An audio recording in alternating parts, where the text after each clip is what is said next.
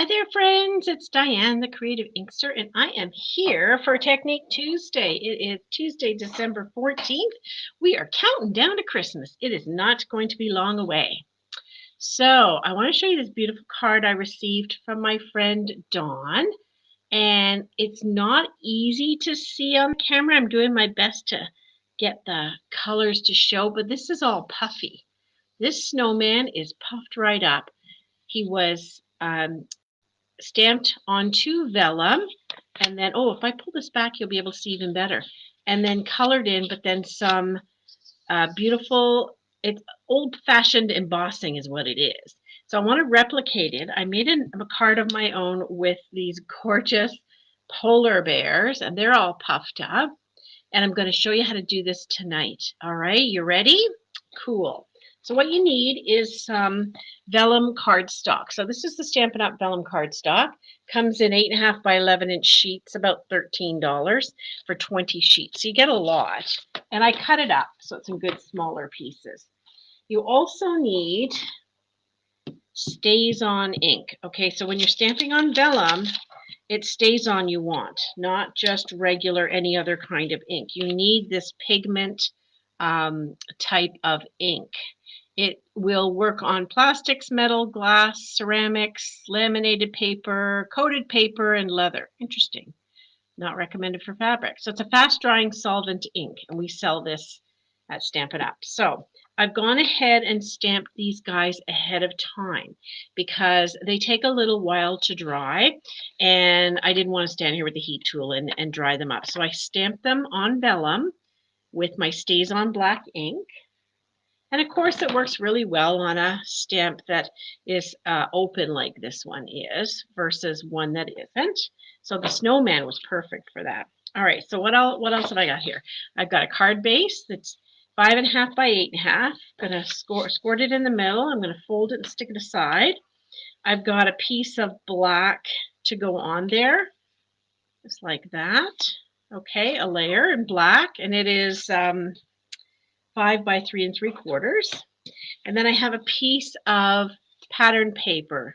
This is Peaceful Place, and it's going to go behind the vellum just to give some look behind the vellum instead of stamping trees. It gives a little bit more dimension.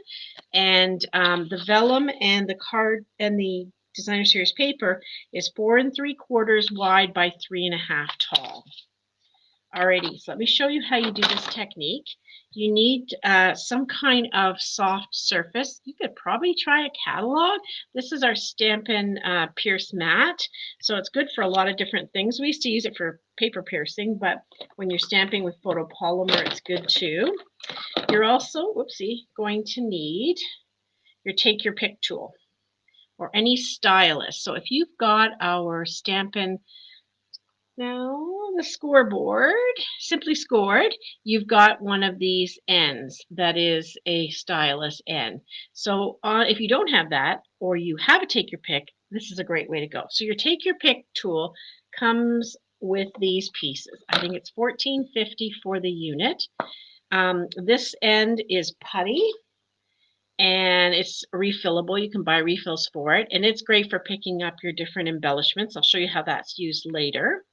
And then on the other end, you have two interchangeable pieces. One is a thick and a thin stylus edges. So you can stick this in whichever one you want. I'm going to use the thicker one, but it also comes with this other two-headed piece that fits in there. One end is a sharp pointy piece and the other end is a flat spatula. All right, so more on how to use that another time. So you've got your stamping done on your cardstock. On the back side, so flip it over, you're going to take your stylus and starting in one edge, you're just going to press down where you want this to be puffed up. So I'll show you a little bit of this and then as you go on. If you find you don't give it enough even pressure or even circular motion and you have to go back, that's fine. It's not going to show. So just very quickly, you can see how this has popped up. And because it's vellum, it's made it look a little bit more white. Hi, Debbie. I'm just showing this old-fashioned embossing. So way back before we had embossing folders, if you wanted to add embossed lines and images, you'd use a stylus and some kind of template. And you would go across and add that. Now we have a Stampin' Cut and Emboss machine and all kinds of embossing folders. So completely different. It doesn't matter the pressure you do on this. I mean, that's up to you.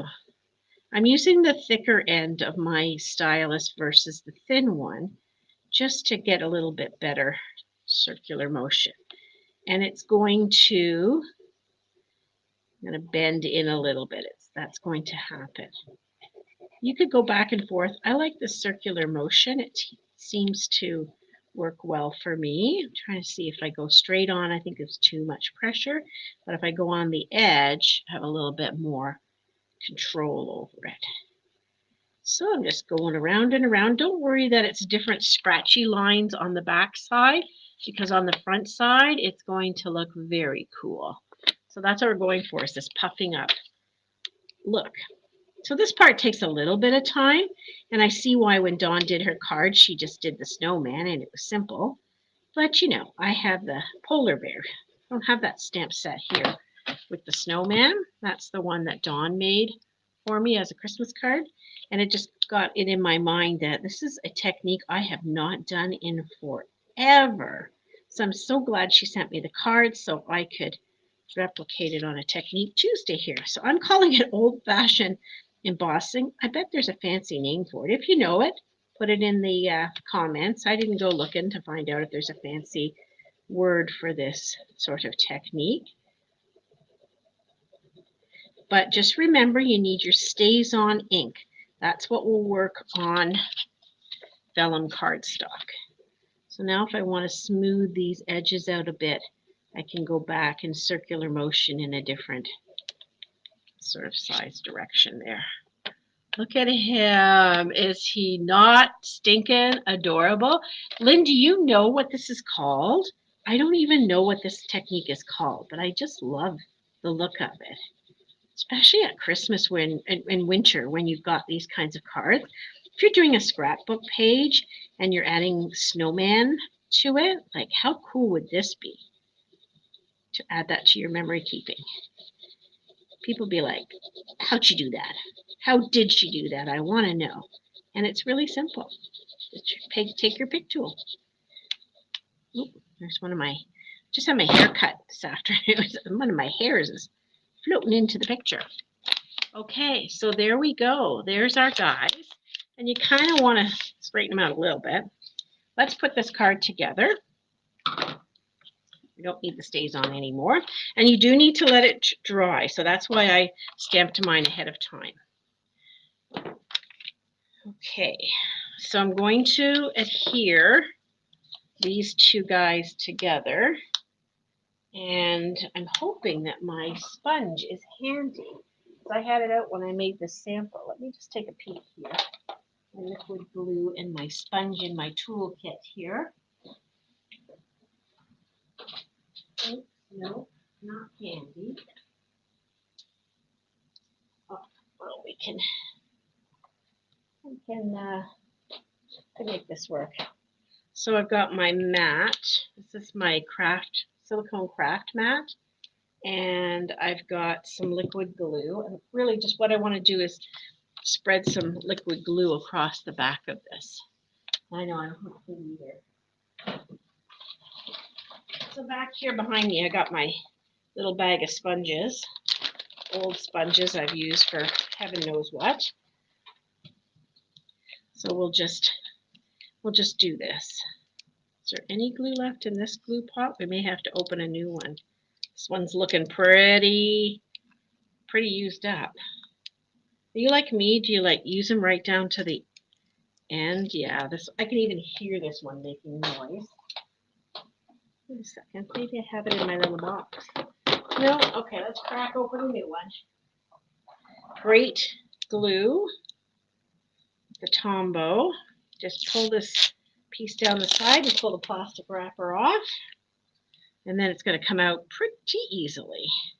So I'm going to squeeze some out here on my craft sheet. I'm going to use my sponge, and I'm just going to sponge over the back side. So you got to be sure you're done with all of your embossing before you start doing this part. A little more.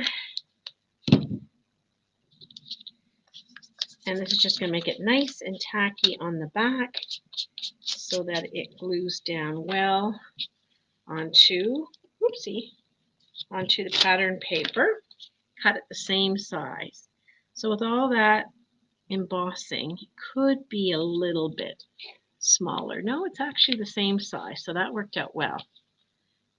It didn't shrink the paper very much. So I'm just pressing down around the polar bears so that the paper sticks there, but the polar bears stay elevated and puffy. How cool is that? All right, and then this goes onto a piece of black. Then I'm going to wrap some ribbon around her. That was my plan anyway. We'll see if it fits, if the ribbon fits as an idea. I love getting swap cards in the mail, or in this case, it was a Christmas card, so that I have some ideas of what to share with you. Oops, that shifted a bit. There we go. There we are. So what Dawn had done on her original one is she put a bow up at the top here.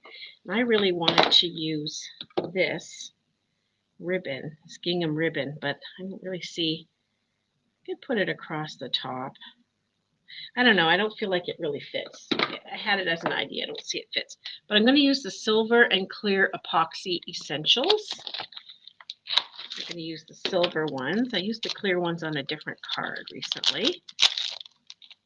So they're kind of like the rhinestones in that color. So these are the clear ones, the silver ones, but they come in larger circles, diamonds, and teardrops in different sizes.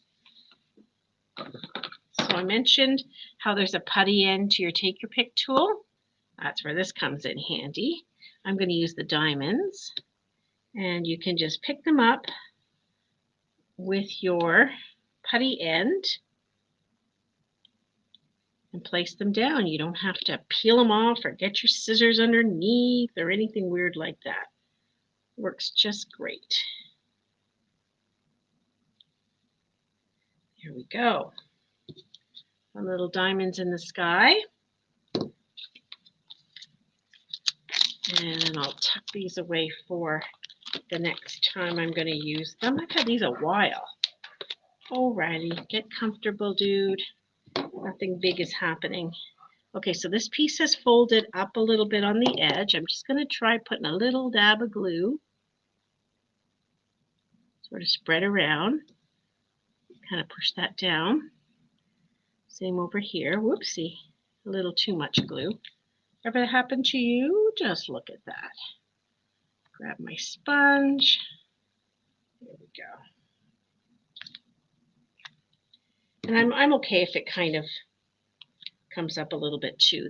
That's not the end of the world. Let's put a little bit more down here. Hold that guy in place. All right, and then we'll grab some dimensionals. Pop this up on the card base, which is the Magenta Madness, a nice bright pink to be offset by the black and white colors. So what do you think? I kind of like this idea.